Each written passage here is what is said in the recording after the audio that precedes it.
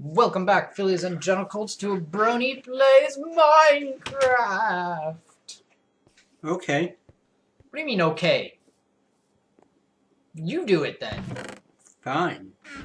Hello. Hello, people. That's not how the intro goes. Well, you know what? I don't really care. I'm placing dirt around. Well, my intro's better anyways. Why are you placing dirt? I'm just going to sit here and watch. I'm not going to ask you yet. I'm just going to sit here and watch. You're placing dirt. I'm looking back and forth. I'm very puzzled. I see that. And you do not care, apparently. Nope. You joik! Brooklyn Rage! Very calmly. What are you doing? What is this? I am placing dirt for a design of a nuclear reactor. And how does that help? So I can plan it out before I build it. Isn't it just like a block and then a bunch of other blocks around it? Pretty much, but it's best if we plan it out beforehand so we don't waste materials or time. Fair enough. What are you going to use for shielding? Reinforced stone. Nah, that stuff is hard to move. Yeah. It's, reinforced and all that. So this is a cave system. You'll see that there's some torches in here. We've been in here once before just as a preliminary. Nigel had found this. He was working with the world privately, and he found this cave system. And as you can see, we came in to take a look at it. But we didn't mind anything because we were too busy trying not to die and putting torches everywhere. I hate large cave systems like this. But I've decided to go ahead and show this because of a policy that I may have mentioned before, or may not have, that if we're just doing regular old strip mining and stuff like that, that's boring. No one wants to watch that. But people might be interested, maybe, in seeing some cave exploration. So I'm going to show this one. I have footage of another time we did this that I may or may not show. I don't think it's that interesting. Nothing very interesting happens there. It's just more cave exploration. And one cave exploration episode is probably enough for a series. After that, you can kind of just assume what happens, because, it's caves, and you know how caves go. What sort of caves do you like, Miguel? Bigger caves, I guess. Bigger caves full of resources and stuff. Ah, yeah. It's really easy to find resources in large caves like this. I do like that part about them.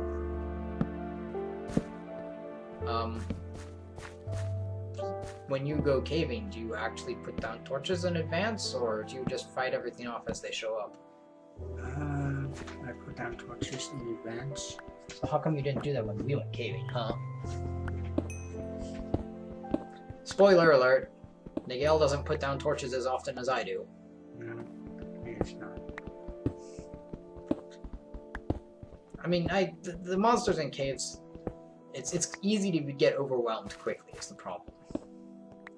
If a lot of guys come up all at once, it can be very, rah! Yeah. Yeah, so that's but as long as you keep things light and only have to deal with a few guys at a time, that should be good. So we're picking up copper here, that orange stuff is. This whitish stuff here, may or may not have mentioned it before, but this is aluminum. That reddish stuff that we missed, which is a shame that we missed it, but it doesn't really matter either way. That reddish stuff is aluminum. It's bauxite, actually, which is the main ore of aluminum. It's aluminum hydroxide, if I'm remembering correctly. Do you remember what aluminum hydroxide would be? No. Do you remember what hydroxide is? No. Do you remember what the symbol for aluminum is? Am. Okay, he knows something. That's good. As a chemist, these sort of information is very important to me, very dear to my heart, and I'm a little concerned that Nigel here does not know aluminum hydroxide. Do you remember what charge aluminum takes? It's a +3, by the way. No. Okay, well, it's +3. Remember that. Aluminum ions take a +3 charge, which means hydroxide, which is O and H, oxygen and hydrogen together. They have a -1 charge. So aluminum hydroxide is 1 aluminum and 3 hydroxides. You can you can dry it out and take some of the hydrogens away to make it into aluminum oxide, and then you can get it wet again to turn it back into aluminum hydroxide. Either way, generally in modern aluminum mining and stuff, usually we don't actually mine for bauxite because aluminum oxide is actually, well, it's got some special properties. You can heat it up and melt it down and use electricity to drive off the oxygen, but usually, I mean, that takes up a lot of energy, so much energy. So usually instead of doing that, we just recycle aluminum instead. But if you are going to do it like that, then yeah, you need to make sure you get your aluminum oxide and you need to melt it, which is really hard because it's an ionic compound. It's a ceramic. It's actually sapphire. That's its technical name. It's not technical. That's its name in materials science and engineering. So if you ever work with sapphire, Nigel, as an engineer, you're working with aluminum oxide. But you probably will be working with clear sapphire. It's also called alumina, usually as a powder. Sapphire only turns blue when it has impurities, and ruby is actually the same thing, and it just has different impurities. I believe sapphires are chromium and rubies are iron, and that gives it the colors. Which is kind of funny because everyone's all like, oh, rubies are so pretty and they're so pure and nice and stuff. Well, no, they're not pure. In fact, it's impure things that are often really good. Anyways, so yeah, it's hard to produce aluminum from aluminum oxide, which is why that bauxite there is really hard to get any aluminum out of. It's kind of annoying. Also, technically it is called aluminium. Like, that is the official pronunciation. Did you know that? No. Do you watch periodic videos? No. What? Why not? Because I don't. That is not a reason. Start. Seriously, they're really cool. They are super cool. They are super ultra awesome cool. Like, you have no idea how cool they are. Okay. They're super cool. And they do all sorts of chemistry stuff, and they show all the videos and all the experiments. All of them! Okay, so how cool are they? Are they like 1 Kelvin? Ba-da-ching. A couple millikelvin. Ice, baby. I was terrible. I'm sorry. I will not do that again. Nobody should ever sing that song. They should not have sung that song. It was pretty bad. Nobody even knows how the rest of the song goes. Do you? No. I didn't think so. Nope. This bluish stuff here is tin. Tin! That's actually very useful. Indeed. Making batteries and stuff.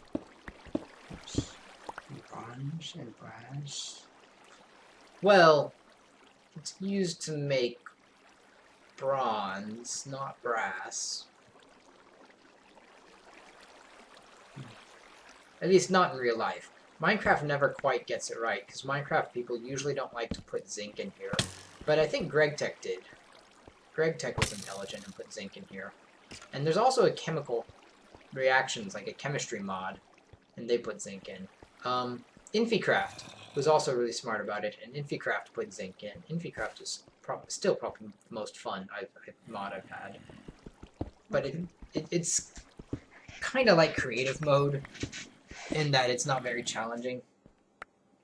But if you get a chance to play it, Miguel, you totally should. It's pretty bitchin'. Alright. Yeah, that's right. I said it.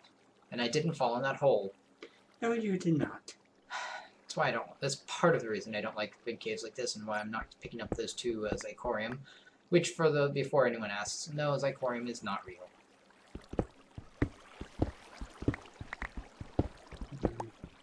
Just so you know. Now you make zinc to make brass. Copper and zinc will make brass. Copper and tin will make bronze. And I don't think you actually use bronze as nearly as much as you do brass nowadays. Certainly not in technical endeavors. This stuff here is silver, I think. It could also be tin. I think there are 2 types of tin, but Yeah. the silver, you can always tell silver in here because it appears with other stuff.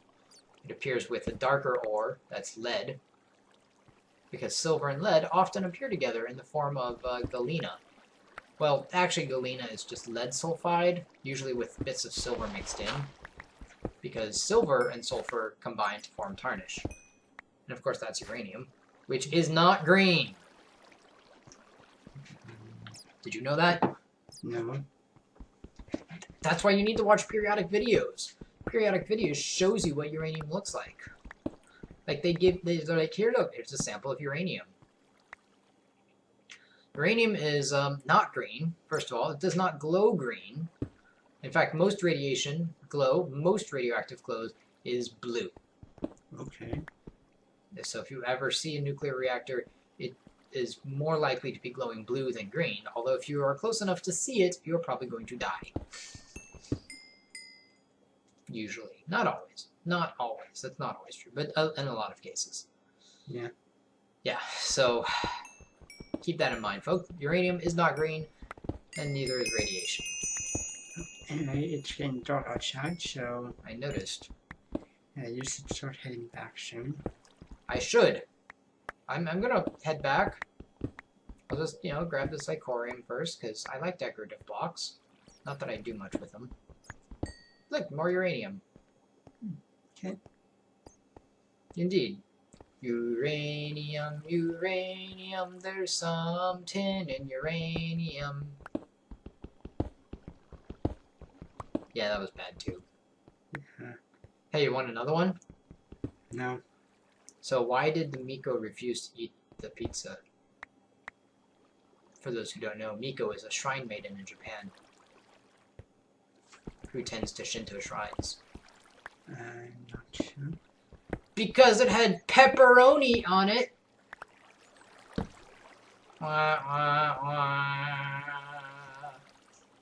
I'm not going to explain that one. You can figure it out. Mm. It's pretty bad, though. It's pretty bad. Okay. Yeah. I'm going to grab the... Did you figure it out?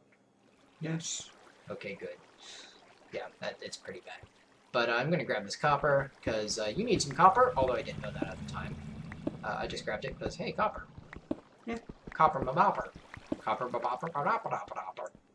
Actually, I need copper every now and then, too. So, everyone needs copper. That should be a song. Yeah. We should make a band. And we'll just sit there with, like, cardboard instruments. And we'll hire a real band in the background. Sound good? Okay. It doesn't sound very good to Nigel. No. Nigel is not impressed. Really is not amused. Fine then. Be not amused. I'm back anyways. Tadaima! Okay. No, it's Ocarina Sai. Ocarina Sai. There you go, that's better. Here, have a present. Hey, emeralds. No, that was uranium. No, that was emeralds. That was? I Yeah. thought I gave you the... No, I thought I gave you the uranium. Okay, well, whatever it was, he has it now. You get the uranium one way or another. Maybe I did give you the emeralds. No, I gave you the uranium. See, I don't have... Maybe I gave you both. Yeah. That must have been it. I must have given you both. 'Cause I don't have any uranium in that thing there. Poof! Ooh, I should have put a transition there. Crap! You, imagine a really good transition. Just... sorry guys. I usually catch those. Oops. Oh well. We're, doing research now, if you hadn't noticed. A lot of... I did some inventory management. And I'm just piling stuff in here just to see if any of this makes anything. Actually, you know what? I probably could have just cut this whole part out. Did not think well. Because we need to go on an adventure. So, poof! I got this one. I'm off in the distance. Yes, come on, Nigel. Adventure time. Why don't you explain to people why we're going on an adventure? We are getting sand. Indeed. We are always running out of sand because one of our machines needs it. And I'm still someplace in the distance. Yeah, you get stuck a little bit. Why don't you explain what's up with sand? Well, we primarily need it for the induction smelter, and sometimes need it for glass. So why are we off looking for sand?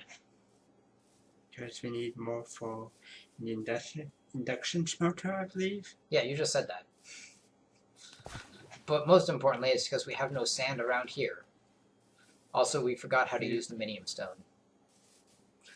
Which is not something I think I ever show, but, well, maybe I do. You can use the minium stone to make sand. But we decided we'd go on an adventure! Yep. Looking for a lot of sand. Not just a little bit of sand, a lot of sand.